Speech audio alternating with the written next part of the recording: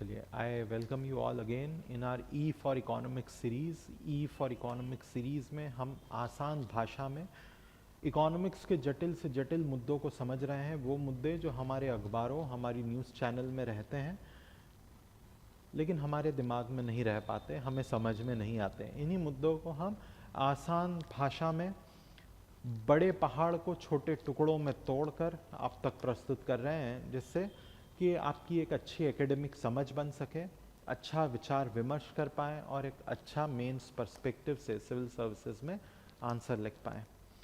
इस प्रक्रिया में मैंने आपके साथ कई मुद्दे डिस्कस करे हैं कि क्यों पंजाब के लिए बासमती उगाना एक घाटे का सौदा बन गया है, भारत में पीरियोडिक लेबर फोर्स सर्वे के आंकड़े क्या हैं, कितनी बेरोजगारी है, बेरोजगारी की परिभाषा क्या है, इंडस वाटर ट्रीटी को भारत ने एबायंस में रख दिया है, उसके आर्थिक इम्प्लीकेशंस क्या हैं, आरबीआई ने सरकार को मुनाफा ट्रांसफ़र करा है, आरबीआई मुनाफा कहाँ से कमाता है, कितना ट्रांसफ़र करा है, सरकार कितना मांग रही थी, एक्सेट्रा।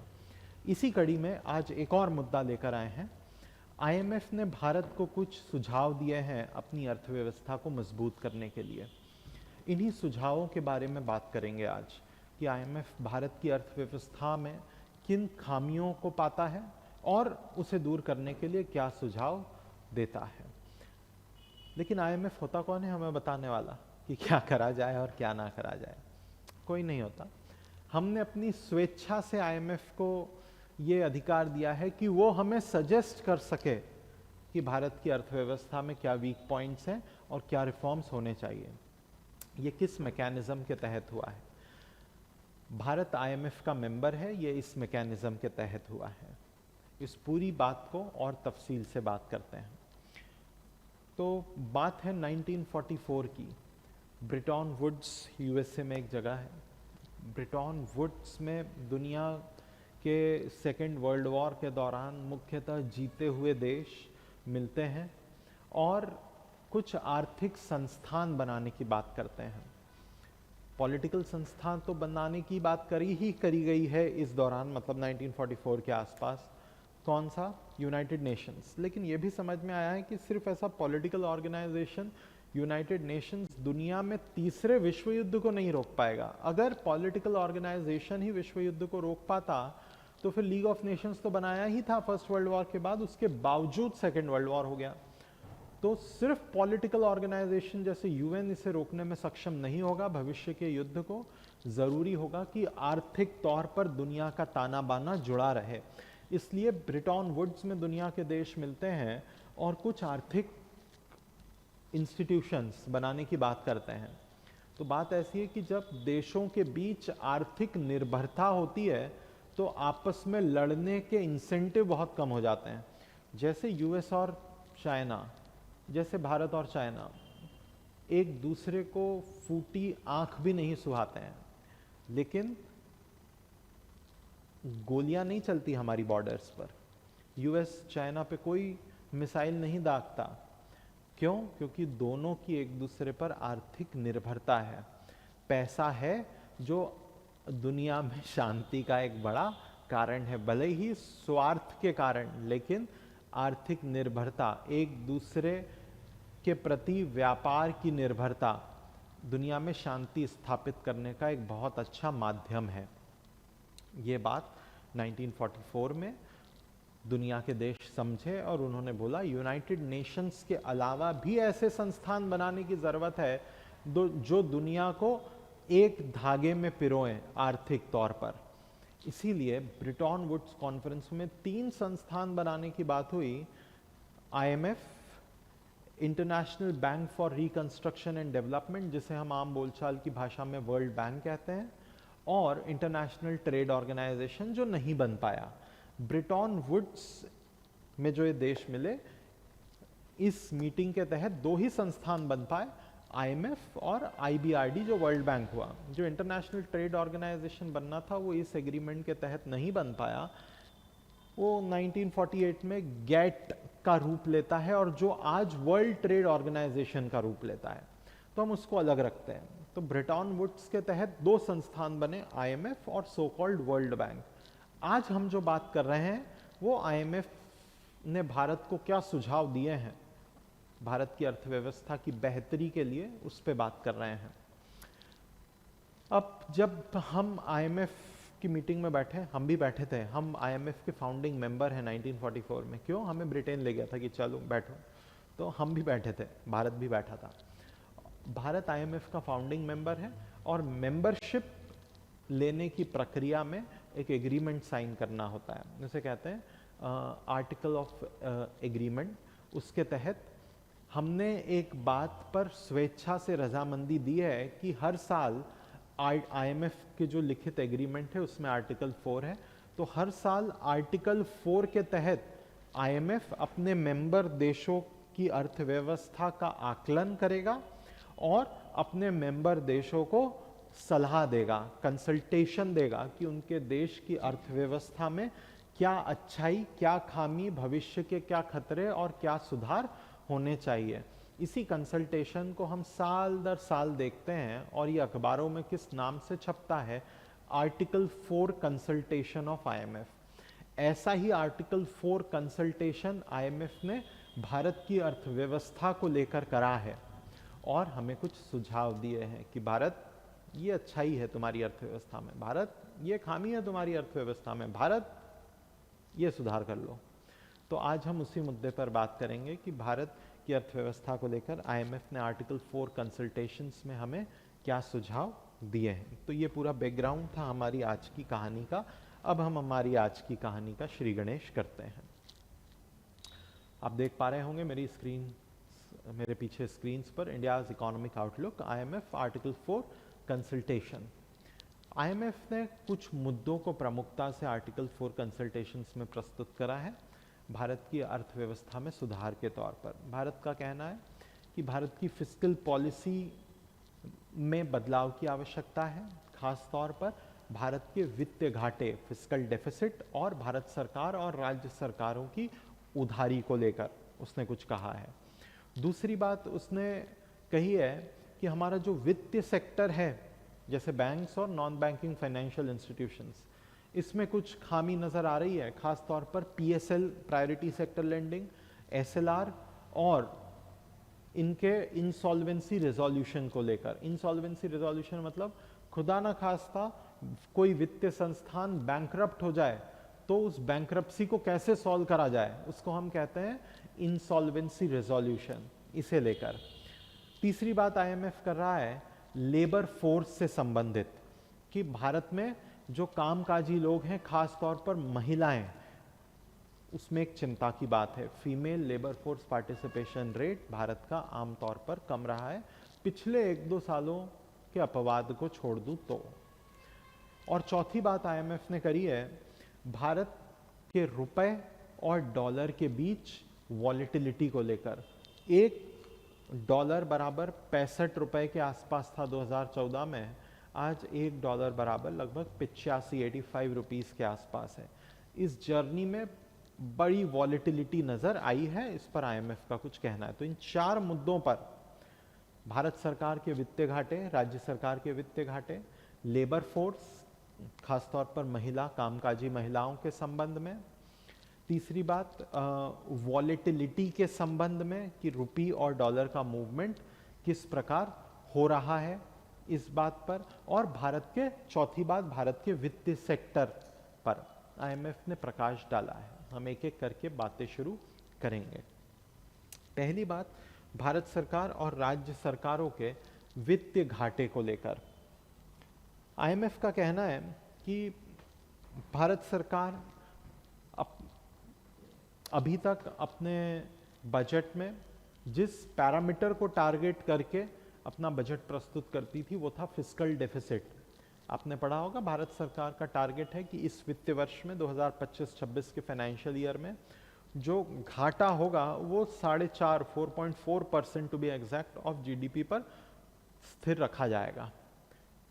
लेकिन एक और महत्वपूर्ण जानकारी हमारी finance minister Nirmala Sitharaman madam ने दी है कि 2026-27 से भारत जो टारगेट करेगा वो फिस्कल डेफिसिट को टारगेट ना करते हुए टोटल डेट को टारगेट करेगा। टोटल डेट का मतलब है कि भारत सरकार की जो टोटल उधारियां हैं उन्हें टारगेट करा जाएगा कि उसे कम करा जाए, बजाय कि साल दर साल इस बात पर फोकस करा जाए कि उस पर्टिकुलर साल का वित्तीय घाटा कम करना है। इसका क्या मतलब, इतनी कॉम्प्लेक्स परिभाषा जो मैंने बोली। 2025-26 के वित्त वर्ष में भारत सरकार के खर्चे हैं लगभग 51 लाख करोड़ और आमदनी है 35 लाख करोड़। तो जो गैप है वो 16 लाख करोड़ का है। खर्चे 51, आमदनी 35, गैप कैसे पूरा करें? उधारी लेकर। ये जो 2025-26 में लगभग 16 लाख करोड़ की उधारी ली जाएगी, इसी को हम कहते हैं इस वर्ष का फिस्कल डेफिसिट। फिस्कल डेफिसिट एक पर्टिकुलर वर्ष का होता है, लेकिन ऐसी उधारी पिछले साल भी ली गई होगी 15 लाख करोड़, उसके पिछले साल भी ली गई होगी 14 लाख करोड़, उसके पिछले साल भी शायद कुछ ली गई होगी। ये उधारी एक्यूमुलेट होती जा रही है और इस पर ब्याज एक्यूमुलेट होता जा रहा है। ये पूरी एक्यूमुलेटेड उधारी ब्याज सहित क्या कहलाती है? भारत सरकार का डेट, माथे पर बोझ, कर्ज। भारत सरकार अभी तक अपने बजट में प्रमुखता से किस टारगेट के इर्द गिर्द अपनी नीतियां बनाती थी कि फिस्कल डेफिसिट को कम करना है, इस साल कम उधारियां लेनी है, इस साल कम उधारियां लेनी है। अगले साल से 2026-27 से निर्मला सीतारमण मैडम का कहना है कि हम इस साल की उधारियों को टारगेट करके नीति नहीं बनाएंगे, हम अपनी नीतियां कुछ इस प्रकार से बनाएंगे कि हमारा जो माथे पर पूरा कर्ज है वो किस प्रकार कम हो पाए। इसी को हम कहते हैं हमारी जो फिस्कल एंकरिंग होगी, जो हमारा खूंटा बंधेगा। एंकर मतलब खूंटा, जिसके इर्द गिर्द बैल घूमता है। तो हमारा जो खूंटा बंधेगा वो फिस्कल डेफिसिट के इर्द गिर्द नहीं होगा, वो डेट, टोटल डेट के इर्द गिर्द होगा। आज की अगर मैं बात करूं तो भारत सरकार का जो टोटल डेट है वो हमारी जीडीपी का लगभग 56% है। ये देखिए आप, यही मैंने यहां लिखा है कि 2025-26 में जो हमारा टोटल डेट है केंद्र सरकार का सिर्फ is expected to be 56% of GDP. Bharat सरकार ने टारगेट रखा है कि मार्च 2031 आते आते इसको हम लगभग 50 ± 1% ऑफ जीडीपी पर ले जाएंगे। आईएमएफ भी कह रहा है कि बहुत अच्छी बात है, आप आपके कर्ज को कम करने के प्रयास कर रहे हैं कि 25-26 में जो 56% ऑफ जीडीपी का कर्ज है वो 50% ऑफ जीडीपी पर ले जाया जाएगा। ये बहुत अच्छी स्टेप है, आईएमएफ का कहना है, इससे जवाबदेही बढ़ेगी भारत सरकार की।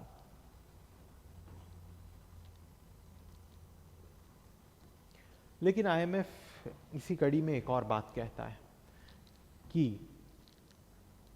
केंद्र सरकार तो अपना कर्ज कम करने के लिए नीति बना रही है, लेकिन इस बात का भी ध्यान रखना चाहिए कि राज्य सरकारें भी एक तय लिमिट में, एक तय वक्त में अपने माथे का कर्ज ओवर द इयर्स कम करें। अभी राज्य सरकारों का कर्ज, भारत की सभी राज्य सरकारों का अगर मैं कर्ज मिला लूं तो वो भारत की जीडीपी का 20% से ज्यादा आता है। आईएमएफ का सजेशन है कि सभी राज्य सरकारों को, पर्टिकुलरली वो राज्य सरकारें जिनके माथे पर कर्ज औसत कर्ज से ज्यादा है, औसत कर्ज को हम मानते हैं कि जीडीपी का 20%। किसी राज्य की जीडीपी अगर 100 रुपए है और उसके उस राज्य के माथे पर कर्ज 22% है, तो हम कहेंगे कि उस राज्य का कर्ज औसत से ज्यादा है। आईएमएफ का सजेशन है कि पर्टिकुलरली उन राज्यों की वित्तीय स्थिति पे काम होना चाहिए जिनका कर्ज उनकी जीडीपी के 20% से ज्यादा है। ऐसे कौन से राज्य हैं? ये भारत के वो राज्य हैं जिनके माथे पर सबसे ज्यादा कर्ज है। सबसे ज्यादा पंजाब के सर पर है, उसकी जीडीपी का लगभग 46% इज डेट। हिमाचल प्रदेश दूसरा है 45%, बंगाल 38%, बिहार 37% और केरला 36%। 20% से बहुत ज़्यादा। भारत में औसत सभी राज्यों का मिलाकर जो कर्ज है वो जीडीपी का 20% है। यहाँ पर 46% पंजाब के माथे पर कर्ज।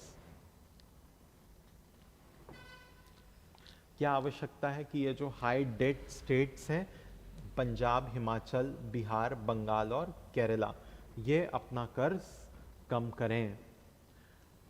इनकी तारीफ हुई है, सबसे अच्छे तरीके से किसी राज्य ने अपने फाइनेंसेस मैनेज करे हैं तो surprisingly that is Orissa, second is Maharashtra and third is Gujarat. They have their debt below 20% of GDP. कुल मिलाकर केंद्र और राज्य सरकारों को मिलकर अपना कर्ज कम करने का एक रोड मैप बनाने की आवश्यकता है, ऐसा आईएमएफ का कहना है।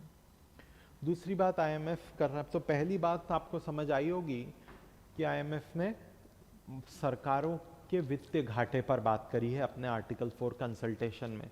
दूसरी बात आईएमएफ ने रुपी और डॉलर की वॉलेटिलिटी को लेकर करी है।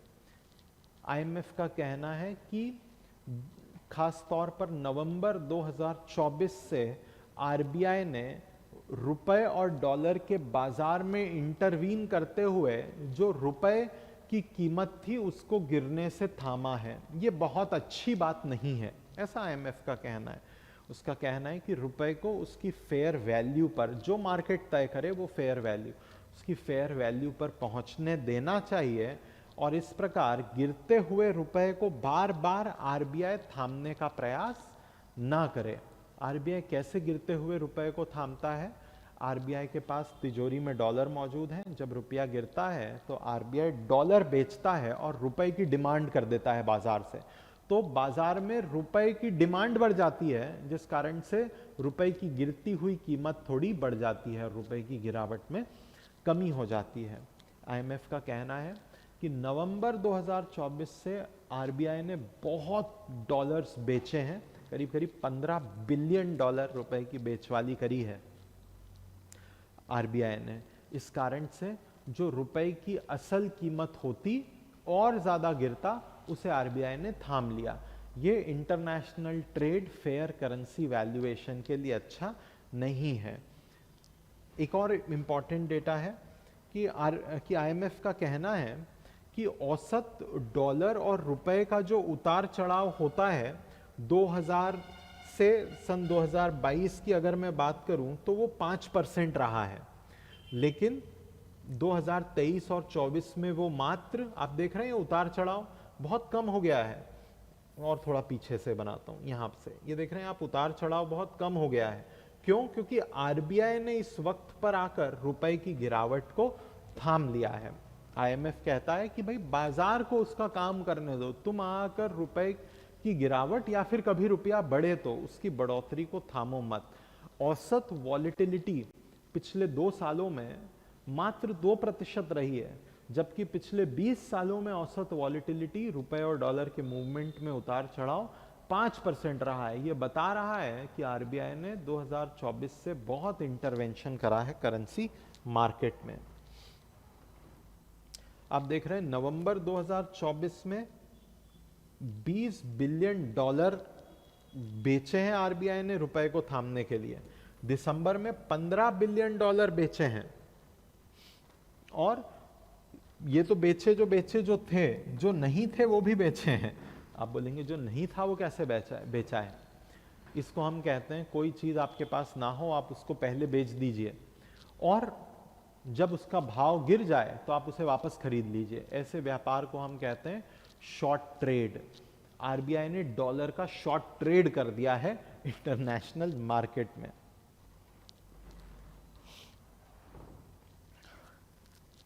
ये वही ग्राफ बता रहा है कि लगभग नवंबर में आरबीआई ने बहुत जोर से डॉलर्स बेचे हैं। ये वो सारे डाउन ग्राफ उस वक्त को दर्शा रहे हैं जब आरबीआई ने डॉलर इंटरनेशनल मार्केट में बेचे हैं। क्यों बेचता है आरबीआई डॉलर? रुपए की गिरावट को थामने के लिए।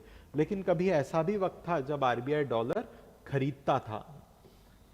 क्यों खरीदेगा? रुपए की बढ़ोतरी को थामने के लिए। आगे आते हैं। तीसरी जो आईएमएफ की आर्टिकल 4 कंसल्टेशन के तहत रिकमेंडेशन है वो इस बात को लेकर है कि भारत में जो वित्तीय सेक्टर है जैसे बैंक और नॉन बैंकिंग फाइनेंशियल कंपनीज, उनके कामकाज में सुधार की आवश्यकता है, उन पर लागू नीतियों में सुधार की आवश्यकता है। बैंक के संबंध में आईएमएफ दो बातें कहता है कि बैंक्स पर जो प्रायोरिटी सेक्टर लेंडिंग के टारगेट थोपे गए हैं 40% के, इसमें बदलाव की आवश्यकता है। पहले प्रायोरिटी सेक्टर लेंडिंग होता क्या है? अगर बैंक 100 रुपए का लोन चलाता है तो आरबीआई का नियम है कि बैंक 40 रुपए का लोन इकोनॉमी के प्रायोरिटी सेक्टर्स में चलाए। प्रायोरिटी सेक्टर क्या होगा? वो सेक्टर जिसे आरबीआई ने प्रायोरिटी बोला है। किस सेक्टर को आरबीआई ने प्रायोरिटी बोला है?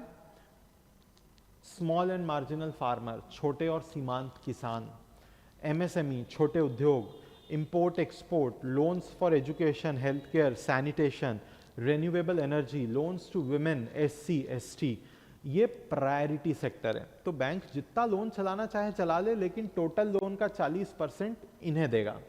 ये नीति है।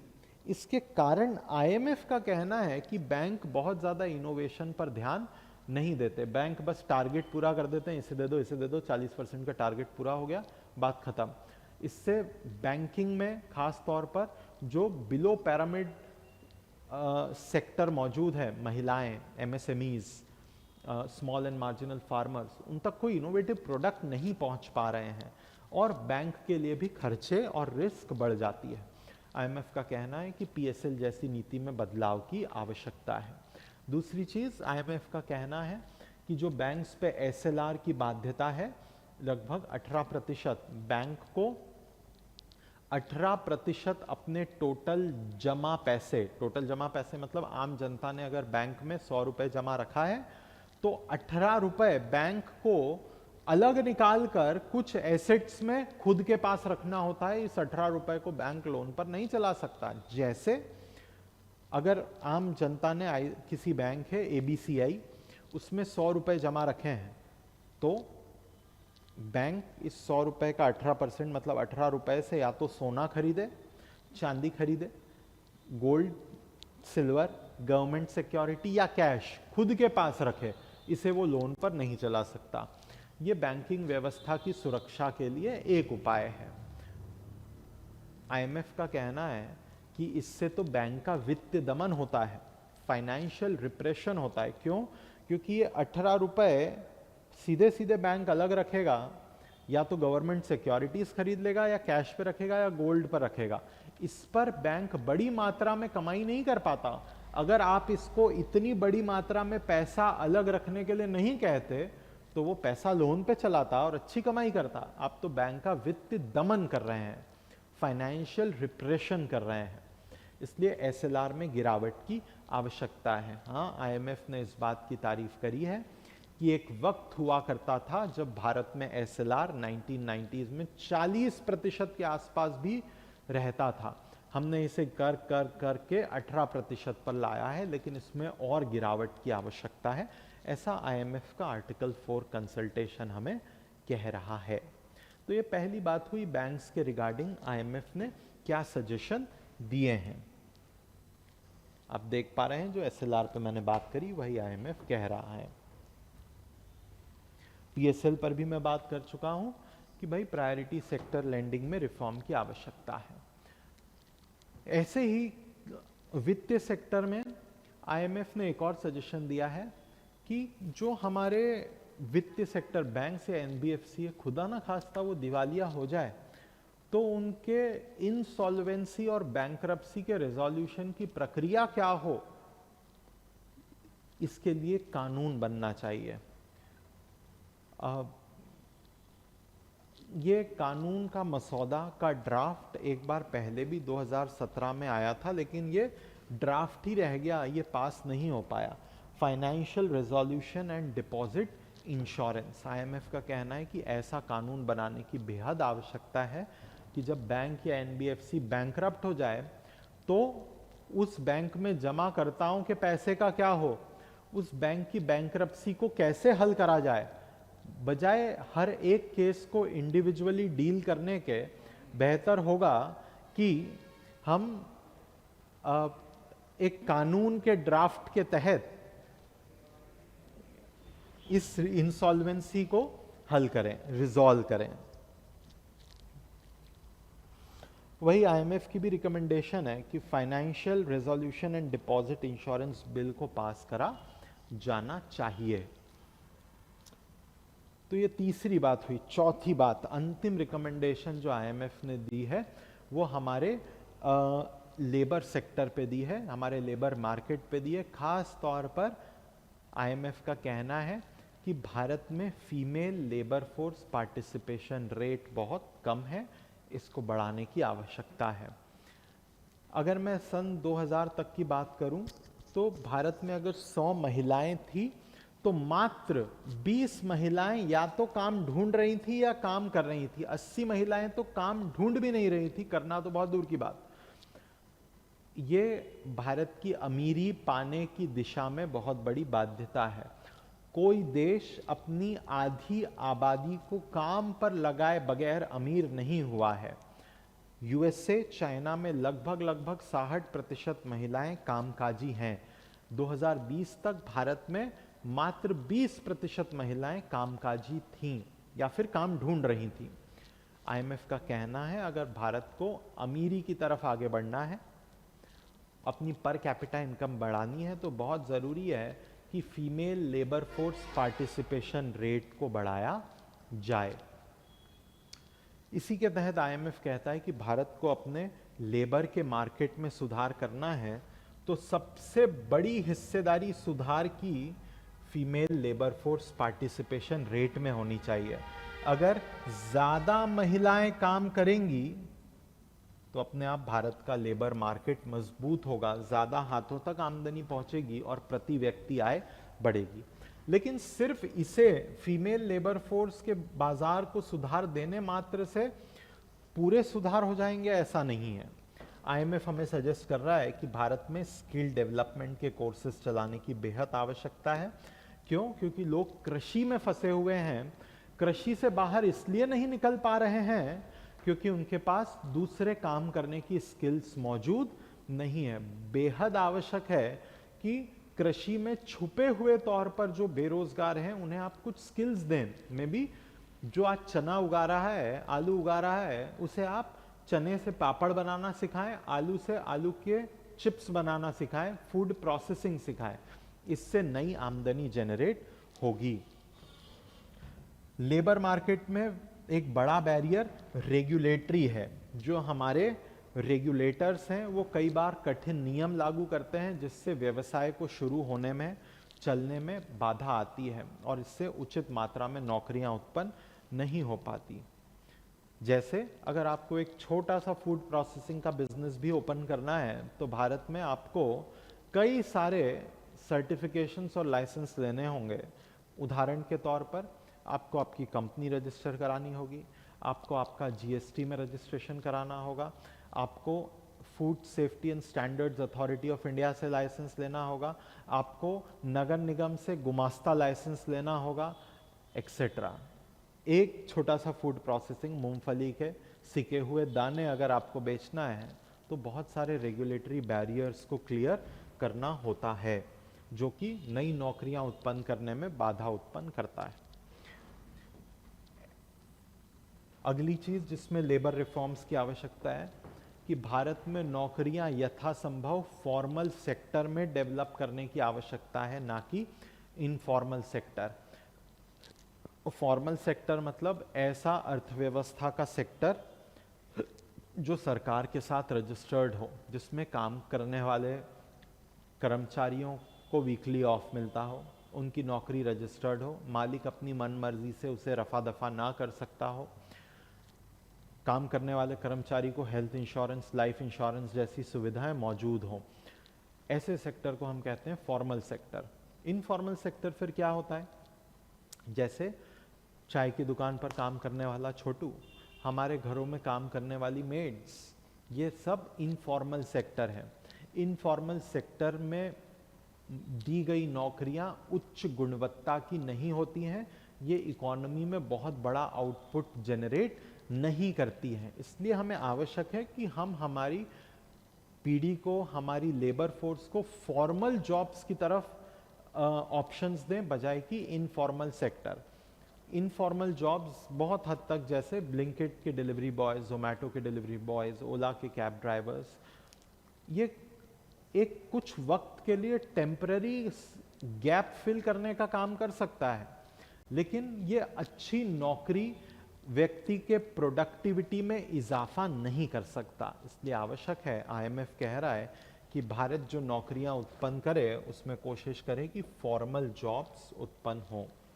और आखिरी चीज़, आईएमएफ का कहना है भारत के लेबर मार्केट में भारत को कोशिश करनी चाहिए कि महिलाओं और पुरुषों के वेजेस में असमानता ना हो, महिलाओं और पुरुषों को समान वेज मिले। ऐसा आज नहीं है, खास तौर पर इनफॉर्मल सेक्टर में। उदाहरण के तौर पर आप किसी मजदूर चौक पर जाएंगे तो महिलाएं दिहाड़ी मजदूरी 400 रुपए में करती हैं और पुरुष 500 रुपए में करते हैं। ऐसी असमानता को कम करने की आवश्यकता है। ये आईएमएफ के आर्टिकल 4 कंसल्टेशन के तहत उन्होंने हमें सजेस्ट करा है। और इसमें प्राइमरीली हमें आवश्यकता है, जो सबसे बड़ा हमारे लेबर मार्केट का रिफॉर्म होगा, कि हमें हमारा female labour force participation rate, महिलाओं की कामकाज में हिस्सेदारी को बढ़ाना है, जिसमें एक अच्छा सुधार नज़र आया है। 2020 में भारत में female labour force participation rate 20% के आसपास था। Latest periodic labour force survey, जो कि ministry of statistics and programme implementation ने जून 2024 में रिलीज़ करा था, उसके तहत भारत का female labour force participation rate बढ़कर लगभग 37% पर पहुंचा है, जो बहुत अच्छी खबर है। तो उम्मीद है आपको आईएमएफ ने हमें क्या सजेशंस दिए हैं अर्थव्यवस्था को मजबूत करने के लिए, वो समझ में आए होंगे। इन्हीं 4 मुद्दों पर हमने तफसील से बात कर ली है। अंतिम में आपको एक जानकारी देनी है कि भारत की अर्थव्यवस्था जैसे जैसे मजबूत हो, उसी के साथ हम चाहते हैं कि आपकी भी अर्थव्यवस्था मजबूत हो। इसीलिए उत्कर्ष अपने कई सारे कोर्सेज पर बहुत बढ़िया सब्सिडाइज्ड ऑफर्स प्रदान कर रहा है। Up to 90% of discounts are available on our various courses with extra validity of 3 months for online courses.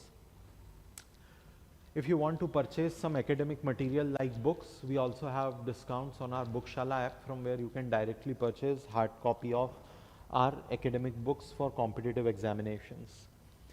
And for those who are preparing for MPPSC, there is a special offer of about 90% reduced fees on test series. So you can take the benefit of all these offers. The offers are about to end very soon. Thank you so much.